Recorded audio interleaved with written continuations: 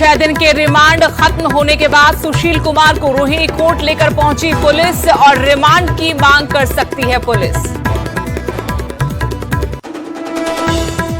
किसान प्रशासन और किसान नेताओं में फिर बढ़ी तकरार। सरकारी कार्यक्रमों का विरोध नहीं करने की शर्त पर ही मुकदमे वापस लेने पर बनी थी सहमति। गुरनाम चढ़ूनी ने किया पलटवार।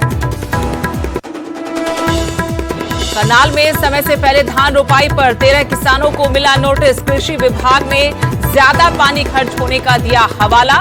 10,000 रुपए प्रति एकड़ से देना होगा जुर्माना। किन्नौर दौरे पर सीएम जयराम ठाकुर। अचानक भारत तिब्बत सीमाओं का किया दौरा। कोविड की स्थिति पर करेंगे समीक्षा बैठक। बंद होने की कगार पर पहुंचा शिमला का मशहूर कॉफी हाउस। कोरोना काल में एक साल से नहीं मिली कर्मचारियों को सैलरी। पंडित जवाहरलाल नेहरू से लेकर पीएम मोदी तक कॉफी हाउस की कॉफी की मूली। पलवल में नहीं थम रही दरिंदगी। कोल्ड ड्रिंक में नशीला पदार्थ पिलाकर 20 साल की युवती से गैंगरेप। सोशल मीडिया पर वायरल की अश्लील फोटो। और सोनीपत में सरपंच हत्या मामले में आरोपी महिला गिरफ्तार। बेटे की मौत का लिया था बदला। 5 साल पहले चुनाव को लेकर हुआ था विवाद।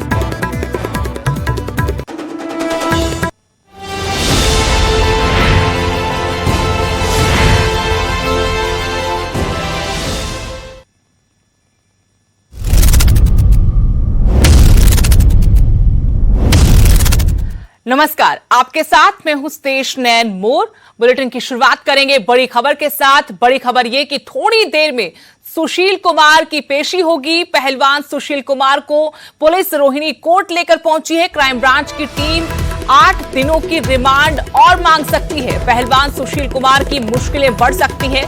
सुशील कुमार का साथी प्रिंस सरकारी गवाह बना है। प्रिंस ने ही सागर के साथ मारपीट की के मोबाइल से ही मारपीट का वीडियो मिला था और उस वीडियो में साफ देखा जा सकता है कि ओलंपिक पदक विजेता पहलवान सुशील कुमार हॉकी के डंडे से सागर की पिटाई कर रहे हैं। थोड़ी देर में सुशील कुमार की कोर्ट में पेशी होगी और जानकारी हम लेंगे मेरे सहयोगी शंकर आनंद इस वक्त मेरे साथ जुड़े फोन लाइन से। शंकर, पहलवान सुशील कुमार को लेकर रोहिणी कोर्ट पुलिस पहुंची है, क्या अपडेट है मामले में? तकरीबन 15 मिनट हो गए दिल्ली पुलिस की क्राइम ब्रांच की टीम सुशील कुमार को लेकर रोहिणी कोर्ट में पहुंची और ठीक अभी से 7 मिनट पहले कोर्ट की सुनवाई शुरू हो चुकी है। हालांकि मीडिया को कोर्ट रूम से बाहर रखा गया है और इस पूरे ट्रायल के दौरान में मीडिया को अभी पहली बार कोर्ट से बाहर रखा गया है और सुनवाई के दौरान में सबसे पहले 7 दिनों की रिमांड मांगी गई है क्राइम ब्रांच के द्वारा और 7 दिनों के दौरान फिर से पूछताछ करने की बात कही गई है। इस मामले में कोर्ट ने बताया, सुशील के वकील ने इस मामले का विरोध किया और कोर्ट ने भी पूछा कि आपको और कितने दिनों की जरूरत पड़ रही है। तो इस मामले में 7 दिन की रिमांड मांगी गई है। हालांकि इस मामले में कोर्ट को बताया गया है अब तक 8 आरोपियों को गिरफ्तार किया गया है और कुछ आरोपियों को और भी गिरफ्तार करना बाकी है, इसलिए सुशील की कस्टडी मांगी गई है। इसके साथ ही वो उसके घर से DVR जो जिस स्थान पर सारी तस्वीरें तमाम वीडियो कैद हुआ है बकायदा उसके घर से बकायदा वो DVR जो है वो भी लेना है। लिहाजा इसी बात को ध्यान में रखते हुए दिल्ली पुलिस की टीम और बाकी 7 दिनों का रिमांड मांग रही है। लेकिन जिस तरह से अगर सुशील की बात करें, सुशील के खिलाफ जिस तरह से बकायदा CCTV में अगर बात करें या तमाम वहाँ पे मोबाइल क्लिप्स की बात करें तो जिस तरह से सबूत अभी तक इकट्ठा हुए हैं उस मामले की जानकारी दिल्ली पुलिस की टीम अभी कोर्ट में दे रही है। इसके साथ इस मामले में क्राइम ब्रांच की टीम ने कहा है कि सुशील के वो कपड़े भी हमें फिलहाल बरामद करने हैं जिस वक्त में ये क्राइम के मामले को अंजाम दिया गया, जिस वक्त में सागर धनगर के साथ में मारपीट हुई तो उस वक्त में जो सुशील कुमार जो कपड़ा पहना था वो हमें चाहिए। और इसके साथ ही इस मामले में कई चश्मदीद गवाह जो है उसके बयान के बारे में कोर्ट को बताया जा रहा है कि किस तरह से बयान दिया गया है और किस तरह से तमाम सबूतों को इकट्ठा करना उसके लिए बेहद महत्वपूर्ण है। लिहाजा इस बात की गंभीरता को देखते हुए आगे की रिमांड मांगी गई है। अब देखना लाजमी होगा कि कोर्ट क्या इस मामले पर आगे 7 दिनों की रिमांड देता है या नहीं। शुक्रिया शंकर तमाम जानकारी देने के लिए। तो पहलवान सुशील कुमार को पुलिस रोहिणी कोर्ट लेकर पहुंची, सुनवाई शुरू हो चुकी है कोर्ट में और क्राइम ब्रांच की टीम की तरफ से 7 दिन की रिमांड मांगी गई है। सवाल यह कि क्या 7 दिन की रिमांड मिलेगी, लेकिन मुश्किलें पहलवान सुशील कुमार की बढ़ती हुई यहां से साफ नजर आ रही हैं। अगली बड़ी खबर, पंजाब कांग्रेस में कलह पर हरीश रावत का बड़ा बयान। कमेटी को लीडरशिप बदलने के लिए नहीं कहा गया, कलह सुलझाने के लिए 3 सदस्यीय कमेटी बनी है।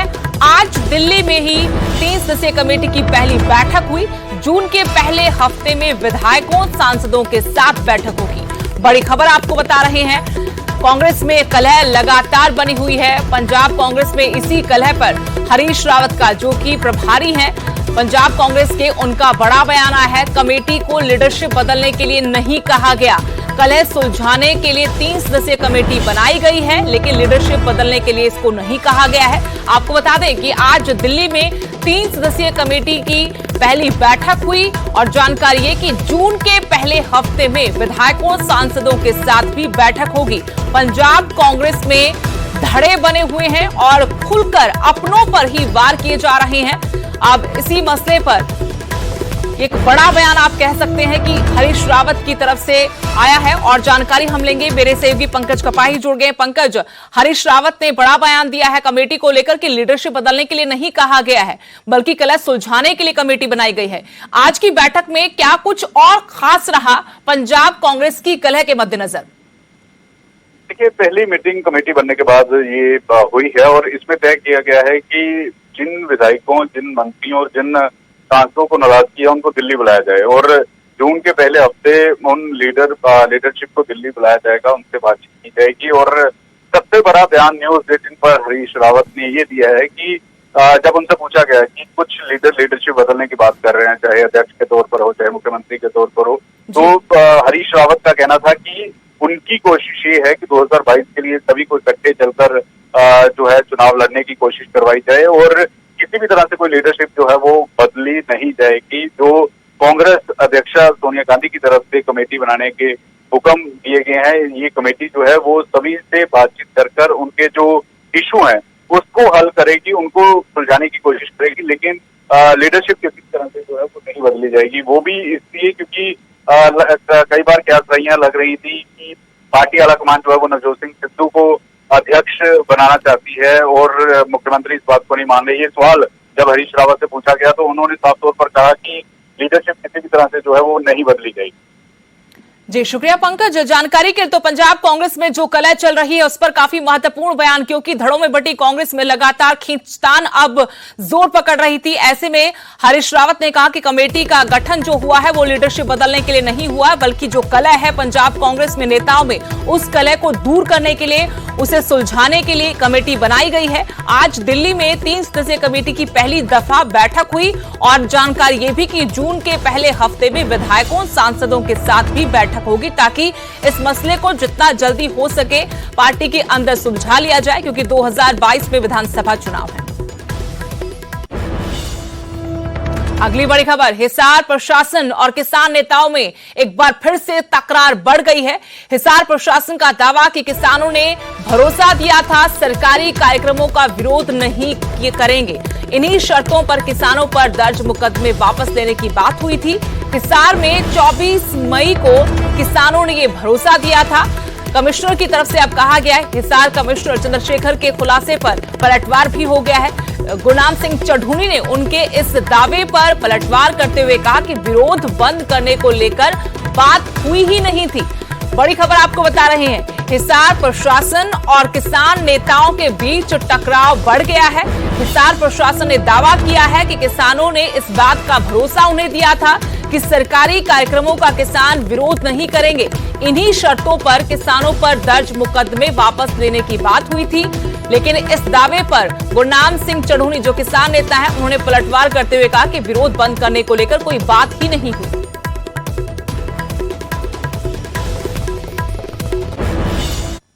देखो, ऐसे सरकार के अंदर जो सरकार का जो मुखिया होता है, चाहे वो डीसी है या जो भी है, तो और स्टेट लेवल के ऊपर, तो वो उनका काम होता है। सरकार में सारा प्रशासनिक तंत्र तो चलता ही है ना, तो उसमें चलाने के लिए उसमें किसी तरह की रुकावट नहीं होनी चाहिए सरकारी काम के अंदर।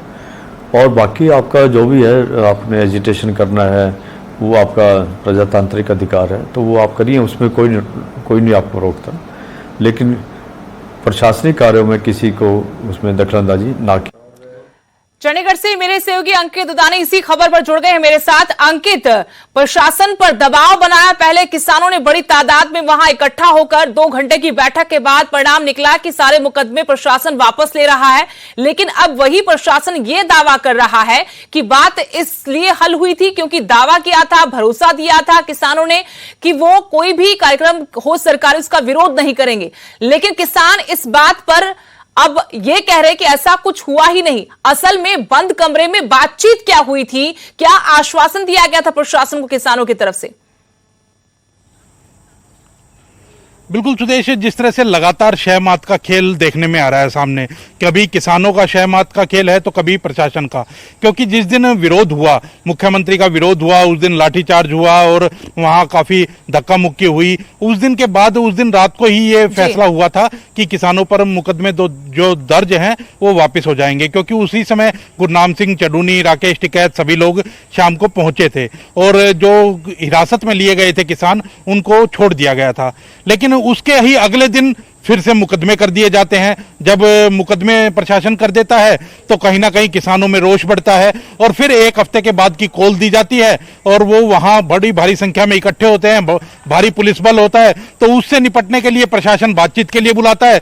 2 घंटे बातचीत होती है और 2 घंटे बातचीत के बाद ये हल निकलता है कि कानूनी राय जो लेने के बाद, न्यायिक राय लेने के बाद उनके जो मुकदमे हैं वो 1 महीने के अंदर अंदर वापस ले लिए जाएंगे।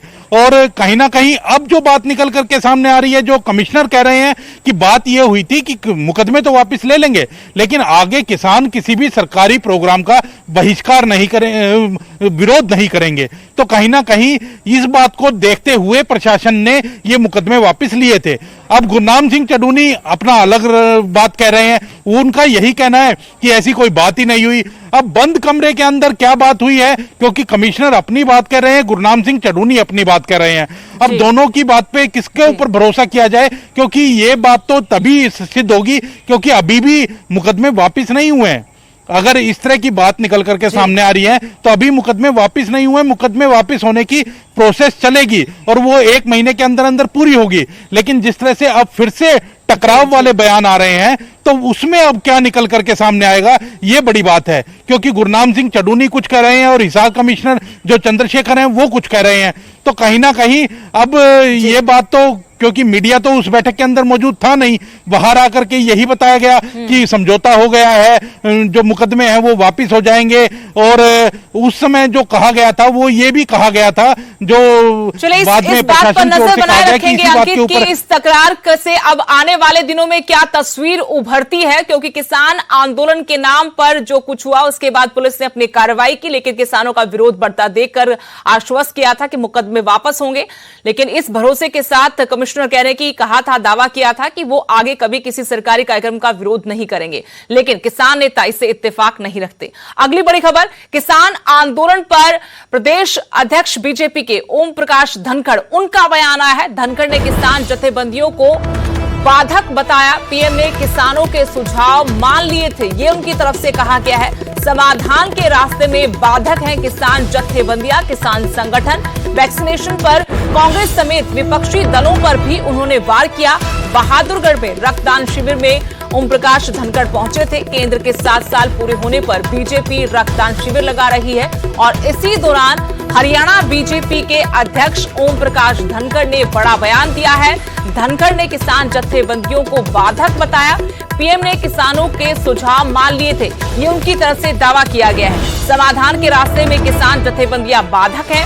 वैक्सीनेशन पर भी उन्होंने कांग्रेस समेत तमाम विपक्षी दलों पर निशाना साधा। आपको बता दें, बहादुरगढ़ में रक्तदान शिविर में ओम प्रकाश धनखड़ पहुंचे थे और बीजेपी केंद्र के 7 साल पूरे होने पर रक्तदान शिविर लगा रही है। पहले ही इन सब का आदर करते हुए स्टे मिला हुआ है कानूनों पर और 1.5 साल स्थगित करने की हाँ कर ली थी और सभी सुधार जो किसानों ने सुझाए थे वो मान लिया था। मोदी जी तो बिल्कुल खुले मन के साथ इस बात पर आगे बढ़े थे। कहीं रुके तो किसान जत्थेबंदियां रुकी, मोदी जी नहीं रुके। उधर जींद में सामने आई पुलिस की दादागिरी पर जिले के एसपी वसीम अकरम ने सफाई दी है। एसपी साहब का कहना है कि पिछले 1 साल से ज्यादा पुलिस कोरोना के कारण फील्ड में है, इसलिए पुलिस कर्मचारी तनाव में है। हालांकि मारपीट की वीडियो सामने आने पर एसपी ने सिटी थाना प्रभारी को कारण बताओ नोटिस जारी कर दिया है। आपको बता दें कि पुलिस कर्मचारियों ने जींद में कुछ दुकानदारों की पिटाई की थी, जिसका वीडियो सोशल मीडिया पर खूब वायरल हो रहा है और दुकानदारों ने इसकी शिकायत एसपी से भी की थी। हम कोशिश कर रहे हैं कि हमने दोबारा पुलिस लाइन में एक बार लोगों को इकट्ठा करके रिग्रुप करके काउंसलिंग करके और लोग समझाना, लगातार संवाद बनाए रखते हैं। हम लोग सुबह को आजकल ये भी करते हैं कि अपनी वीडियो कॉन्फ्रेंस के थ्रू मीटिंग भी करते हैं एसएचओ साहिबान की, और उनको दिन के जो टारगेट होते हैं हम हफ्ते में कम से कम 2 वीडियो कॉन्फ्रेंस करके अपने टीम से मिलते हैं। अभी हम लोग और इस बारे में और ज़्यादा उनको जागरूक करेंगे। परंतु हाँ, ये ज़रूरी है कि इसको इन्फोर्समेंट के मद्देनजर से देखा जाए कि पुलिस 6 बजे पहुँच के कोई कार्रवाई कर रही है तो वो कार्रवाई उसमें वो जनता के हित में है, और जो लॉकडाउन के सरकार के दिए गए नियम हैं और नियम वो भी जनता के हित में, उनकी पालना कराना हमारा कर्तव्य है। उसके लिए जो क्षेत्रीय इलाके की पुलिस से कार्रवाई की गई है उसमें कोई त्रुटि हुई है तो हम त्रुटि को उसको दोबारा जरूर एग्जामिन करेंगे और इस बारे में हम लोग अपने आप को ऐसी पुनरावृत्ति ना हो, इसकी रिपीटिशन ना हो, इसकी हम कोशिश करें। सेवा, सुरक्षा और सहयोग, ये वो नारा है जिस पर हरियाणा पुलिस काम करती है। ऐसा ही कुछ काम अंबाला के महेश नगर थाने में तैनात पुलिस के 2 जवानों ने किया। इन्होंने अपने कामों से पुलिस की छवि बदल डाली। पुलिस के इन जवानों ने इंसानियत की मिसाल कायम की है। आप देख सकते हैं कैसे ये जवान एक गरीब और असहाय की सेवा करते नजर आ रहे हैं। इन पुलिस कर्मचारियों का वीडियो वायरल हुआ तो पुलिस कप्तान ने भी इनकी सराहना की और इन्हें कार्यालय बुलाकर सम्मानित भी किया। बेसिकली 26 जो मई था तब एक वीडियो वायरल हुआ था जिसमें दर्शाया गया था कि 2 पुलिस के जवान हैं और इन्होंने एक असहाय व्यक्ति को मदद करते हुए दिखाया गया था, जिसके बाल बहुत बड़े थे और कपड़े वगैरह भी गंदे थे और जैसा प्रतीत हो रहा था कि वो मतलब कोई केयर करने वाला उसका नहीं है, परिवार ना हो। तो एक मानवीय जो दिल के अंदर एक चीज़ें आती हैं उसको दर्शाया गया था उसमें, किस तरीके से 2 पुलिस के जो जवान हैं उसकी मदद करते हैं। खुद नाखून उसका काटते हुए दिखाया गया, फिर हेयर कटिंग कराई उसकी, नए कपड़े उसको दिए, खाने पीने के लिए भी उसकी व्यवस्था कराई उन्होंने। तो मैं कहूँगा ये बहुत अच्छी चीज़ थी, एक मानवता को दर्शाता हुआ एक दृश्य था। कोरोना का खौफ इतना ज्यादा है कि लोगों को मरने के बाद भी चैन नहीं मिला। शमशान घाट में अस्थियों के ढेर लगे हैं। इन अस्थियों को अपनों का इंतजार है कि शायद वो आएंगे और इन्हें विसर्जित कर उन्हें मुक्ति दिलाएंगे।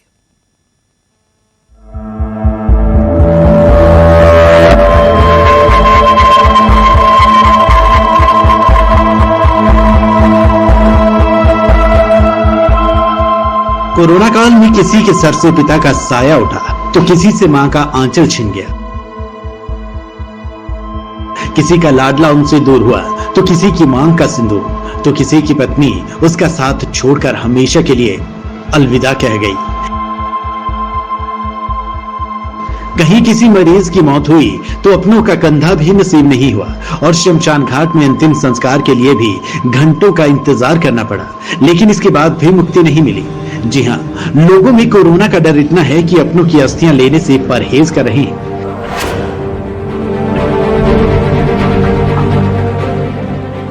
जो लोग अस्थियां नहीं लेने आए ना, उनकी अस्थियां इकट्ठी करके रख दी गई हैं और ये हरिद्वार में पहुंचा दी जाएंगी। नगर निगम की तरफ से पूरी टीम लगी हुई है, हमारे कमिश्नर साहब पूरा सहयोग कर रहे हैं।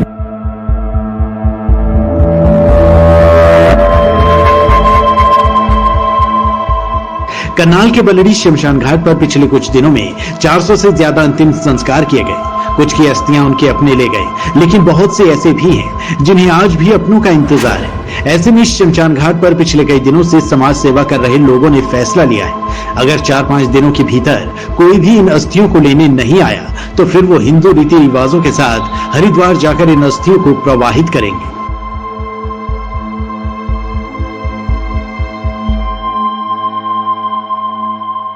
रोज की 26-27 डेड बॉडी डेली आती थी, उनमें से कुछ लोग ऐसे थे जिनकी अस्थियां लेने नहीं अभी कोई आया।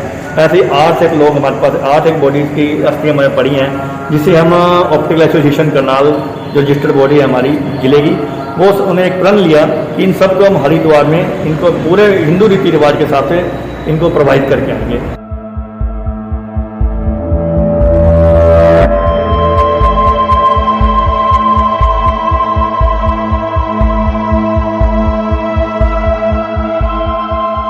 कोरोना संक्रमण के दौरान लोग एक दूसरे से दूर ही रहे ताकि परिवार के किसी और सदस्यों को ये वायरस अपनी चपेट में न ले ले।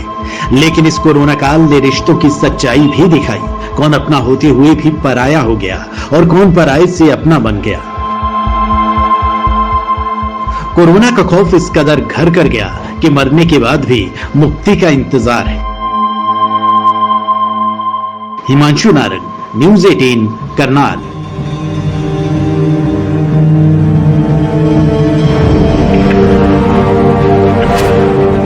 करनाल से बड़ी खबर, जहां 13 किसानों को कृषि विभाग ने नोटिस थमाया है। विभाग ने ज्यादा पानी खर्च होने का हवाला दिया है। समय से पहले धान रोपाई पर ज्यादा पानी खर्च होता है और इसी बात को लेकर 13 किसानों को नोटिस थमा दिया गया। 10,000 रुपए प्रति एकड़ के हिसाब से किसानों को जुर्माना देना होगा। जुर्माने से बचने के लिए धान को नष्ट करना होगा।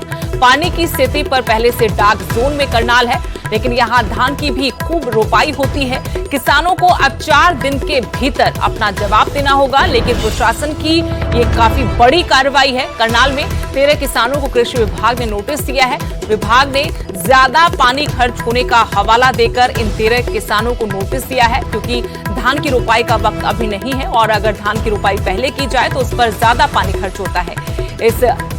इसके बाद अब 10,000 रुपए प्रति एकड़ के हिसाब से इन किसानों से जुर्माना लिया जाएगा। अगर जुर्माने की राशि से बचना है तो फिर धान को नष्ट करना होगा। सरकार का 2009 वाटर कंजर्वेशन एक्ट है, जिसके तहत आप 15 जून से पहले किसी भी सूरत में धान की रोपाई कार्य नहीं कर सकते, क्योंकि जैसे आपको पता है कि इससे बहुत ज़्यादा जो हमारा जल दोहन है, भूमिगत जल दोहन है, वो होता है। तो इसलिए हम किसानों को समझाते भी रहते हैं और किसानों को इस बात का अच्छी तरह ज्ञान भी है, लेकिन कुछ किसान थोड़े से लालच में आकर के कि उनको उसके बाद एक फसल और वो बीच में लेते हैं, धनिया की फसल लेते हैं। तो 8-7 गांव ऐसे गांव हैं जो बार बार समझाने के बावजूद और फाइन करने के बावजूद भी नहीं मानते हैं। तो ऐसे लोगों को हम प्रतिवर्ष नोटिस देते हैं। यहाँ रुकेंगे छोटे से ब्रेक के लिए।